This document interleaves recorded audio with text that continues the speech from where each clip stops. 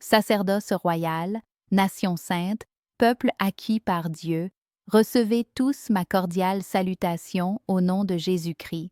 Aujourd'hui, je veux que nous recevions ensemble la parole de Dieu.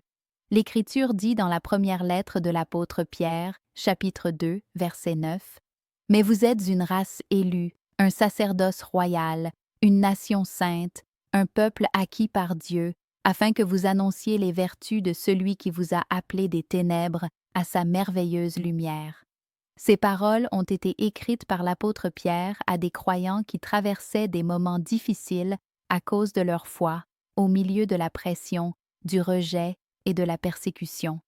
Elles n'ont pas été écrites pour les décourager, mais pour affermir leur identité devant Dieu lorsque le monde les méprisait, en leur rappelant non pas ce que le monde disait d'eux, mais ce que Dieu disait qu'ils étaient. Nous sommes privilégiés, non pas parce que nous serions meilleurs que les autres, mais par la miséricorde de Dieu. Dieu nous a choisis, Dieu nous a appelés, Dieu a fait de nous son peuple.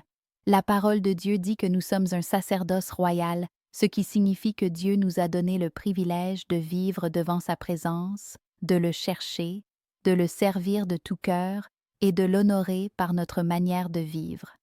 Elle dit que nous sommes une nation sainte, un peuple mis à part pour Dieu, appelé à vivre selon des valeurs différentes. Elle dit que nous sommes un peuple acquis par Dieu, c'est-à-dire que nous lui appartenons, et que notre vie, nos chemins et nos desseins sont entre ses mains. La même Écriture nous enseigne que Dieu nous a élevés, non par orgueil, mais parce que nous avons connu son nom. Et si Dieu nous a élevés par sa miséricorde, alors nous devons vivre à la hauteur de la place où Dieu nous a établis, non par crainte, mais par reconnaissance, non par obligation, mais par amour. Tout cela a un but clair, annoncer au monde celui qui nous a appelés des ténèbres à sa merveilleuse lumière. Ainsi, aujourd'hui, réjouissons-nous, rendons grâce à Dieu, vivons selon ce qu'il dit que nous sommes, et annonçons au monde les vertus de notre Dieu. L'écho de la voix de Dieu.